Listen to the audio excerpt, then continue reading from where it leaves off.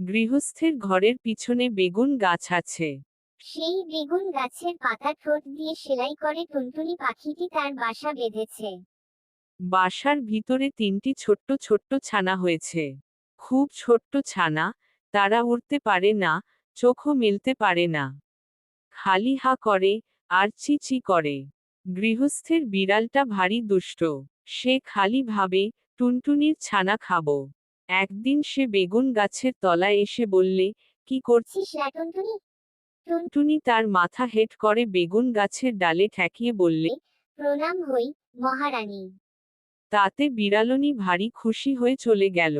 এমনি সে রোজ আসে, রোজ টুনটুনি তাকে প্রণাম করে আর মহারানী বলে, আর সে খুশি হয়ে চলে যায়। এখন টুনটুনির ছানাগুলি বড় হয়েছে, তাদের সুন্দর পাখা হয়েছে। তারা আর চোখ বুজে থাকে না। তা দেখে টুনটুনি তাদের বললে, বাছা, তোরা উড়তে পারবি? ছানারা বললে, হ্যাঁ মা, পারবো। টুনটুনি বললে, তবে দেখ তো দেখি, ওই তাল গাছটার ডালে গিয়ে বসতে পারিস কিনা। ছানারা তখনই উড়ে গিয়ে তালগাছের ডালে বসল। তা দেখে টুনটুনি হেসে বললে, এখন দুষ্টু বিড়াল আসুক দেখি। প্রণাম হই মহারানী। খানিক বাদেই বিড়াল এসে বললে, কি করছিস রা টুনটুনি? তখন টুনটুনি পা উঠিয়ে তাকে লাথি দেখিয়ে কে বললে, দূর হ, লক্ষ্মী ছাড়ি বিড়ালনি। বলে বলেই সে ফুয়রক করে উড়ে পালালো। দূর হ, লক্ষ্মীছাড়ি বিড়ালনি।